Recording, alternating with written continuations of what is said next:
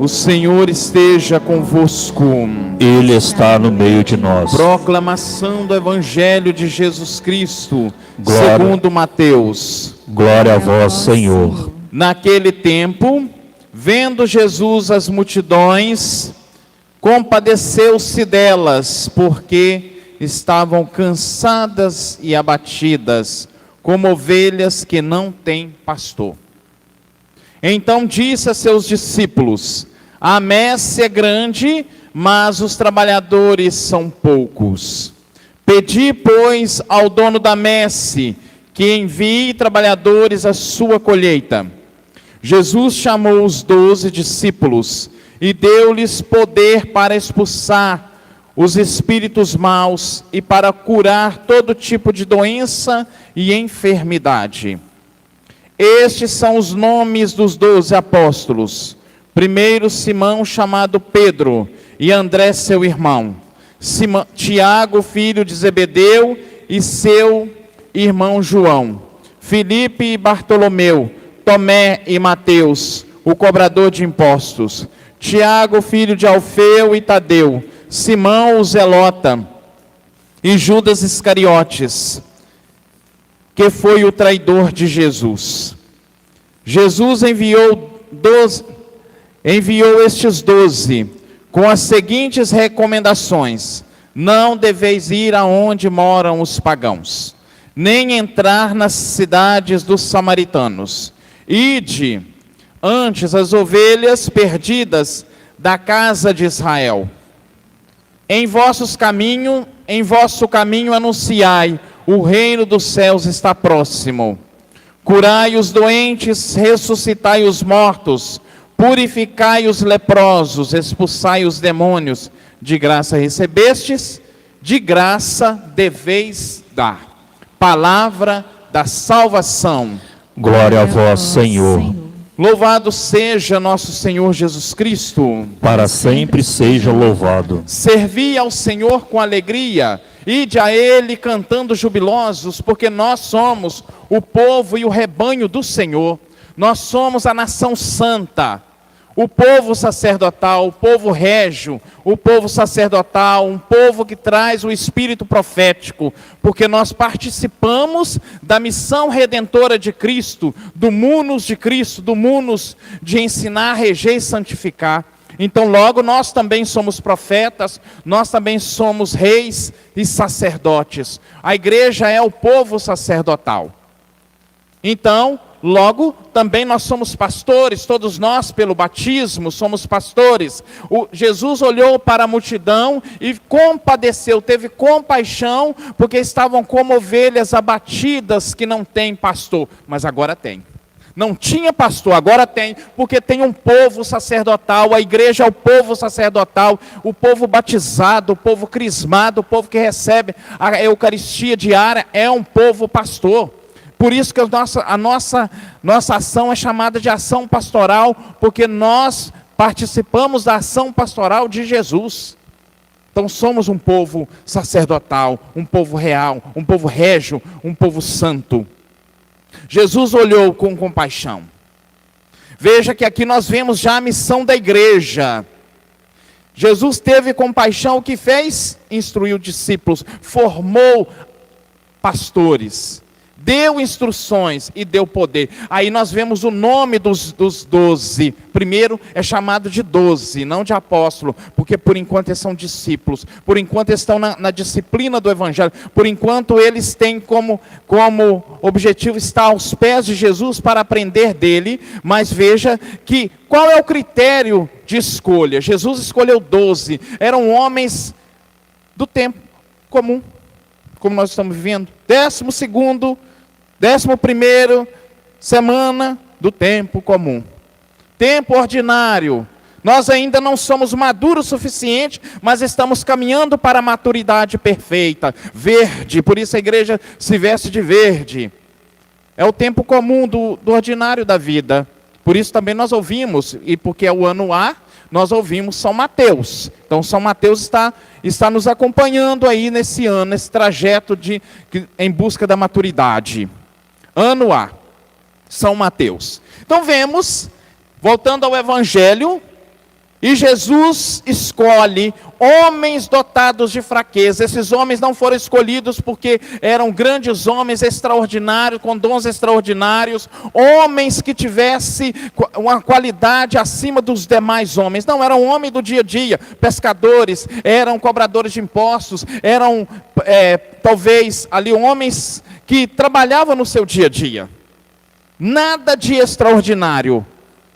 Mas Jesus escolheu. E como que eles vão exercer a missão de Jesus? A missão que eles recebem do próprio Jesus? Com as suas próprias qualidades? Não, Jesus deu poder a eles.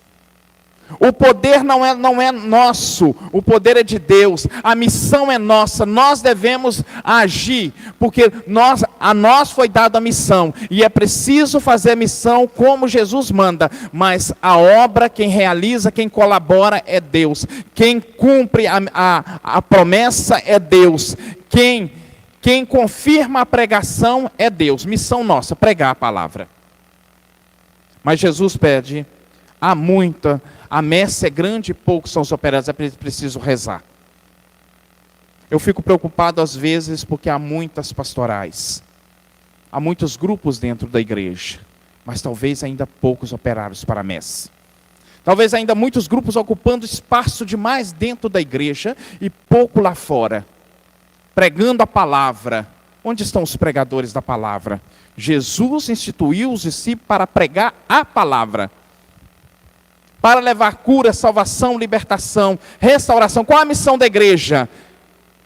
Tem gente que pensa que a igreja precisa ser um assistente social no mundo. Não, a igreja é sacramento. Nós somos o povo real, o povo régio, o povo dotado com o poder do alto. Embora somos fracos, embora nós temos as mesmas dificuldades como os demais homens lá fora. Onde está a diferença nossa com aqueles que estão lá fora? A nossa diferença está no projeto, porque tanto nós como eles somos dotados das mesmas fraquezas, ainda estamos na carne, pisamos no mesmo mundo, movimentamos na mesma sociedade, com as mesmas dificuldades, mas a nossa diferença, a minha diferença com qualquer outro lá fora é o projeto que nós trazemos. Eu e você trazemos diferente, porque estamos no mundo, mas não vivemos segundo o mundo. Estamos na carne, mas não vivemos segundo a carne, nem queremos viver segundo a carne. O nosso projeto é a santidade.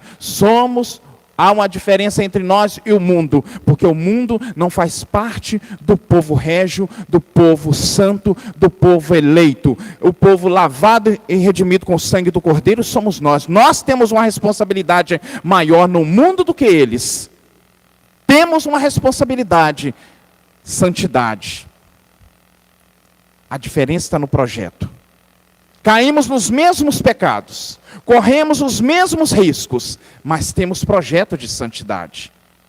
Vivemos as mesmas imaturidades. Começamos o nosso culto pedindo por minha culpa, minha tão grande culpa, peço a Deus Todo-Poderoso, sou pecador, sim, eu peco todos os dias, caio. Não estou maduro, ainda estou verde, mas estou caminhando para a maturidade, para a santidade, para a perfeição. Aí há uma diferença. E no mundo precisamos ser servos fiéis. Servir ao Senhor com alegria. Ide a Ele cantando jubilosos. Porque Deus é o nosso pastor. E nós somos o rebanho somos o povo e somos rebanho que Ele guia com as mãos. Somos guiados por Ele. Precisamos voltar sempre à palavra de Deus. Então Jesus chamou os 12, fracos, pecadores como nós. Jesus enviou os 12 com as seguintes recomendações: não deveis ir onde moram os pagãos, nem entrar na casa dos samaritanos. Por que samaritano e pagão? Porque samaritano e pagão é a mesma coisa. Qual a diferença? O samaritano faz parte do povo escolhido. Mas depois do exílio da Babilônia, os samaritanos começaram a casar com pessoas de outra nacionalidade. Já se tornou uma nação impura. Então, por isso, não é para ir até lá. Mas ia onde? Ide antes as ovelhas perdidas da casa de Israel. Onde que precisa ir? Primeiro, as ovelhas perdidas da casa de Israel. Na casa de samaritano não, e nem dos pagãos. Mas é uma missão ainda muito limitada ao povo de Israel. Por enquanto, a missão é para o povo de Israel. Jesus veio para o povo. Quem são os filhos? Os filhos é o povo de Israel. E os cachorrinhos? Os samaritanos e os pagãos. Não fica bem dar aos cães a comida dos filhos. São os filhos? A casa de Israel. Os pagãos são chamados de cachorrinhos. Aí a mulher vai, né? Ela é esperta, né? Mas, Senhor, os cachorrinhos também comem as migalhas que caem da mesa dos donos. Lembra desse fato? Eu também quero, Senhor. Pode ser a migalha, não precisa ser, pode ser a sobra. O que sobrar deles, manda para mim que eu aceito. Isso é fé, né? Se você é daqueles que recebem a da casa de Israel, é um nível de fé. Tudo. Mas aquele nível de fé daquela mulher, porque ela crê que numa migalha está a graça na sua totalidade. E ela pode mesmo, porque ela pode beneficiar da ação redentora de Cristo pela fé. Aí Jesus começa a pensar aí, né? Primeiro lugar, ele precisa manifestar como a salvação para o povo de Israel. Aí depois, claro, depois da ressurreição, Jesus mesmo, Mateus, que agora está falando aqui, que é para ir somente à casa de Israel, depois da ressurreição, ele leva os discípulos e diz, ide por todo mundo. Aí já o mundo inteiro precisa ser tocado com a força da ressurreição. O mundo inteiro precisa ser tocado com a força, com o poder dado aos apóstolos. Porque agora eles recebem um poder ainda provisório, apenas para a casa de Israel. Expulsar os demônios de onde? Lá da casa de Israel. Curar os leprosos, purificar os leprosos de onde? Da casa de Israel. Os enfermos e os doentes, de quem? Da casa de Israel. Mas depois, a missão, aí torna-se uma missão universal. Ide por todo mundo e pregai o evangelho. Agora, o poder recebido não é mais provisório, ele é permanente. Agora ele é permanente porque ele é para o mundo inteiro. Agora é não só um poder dado a esses homens, esses 12, mas é um poder dado agora à igreja. E a igreja agora tem como, assim como a igreja ela é chamada de católica universal, ela tem como missão levar a salvação a todos os homens. Por isso ela é chamada de católica, por isso ela é chamada de universal, porque a igreja está destinada à salvação, à santificação de todos os homens. Todos os homens. Não tem ninguém excluído da igreja.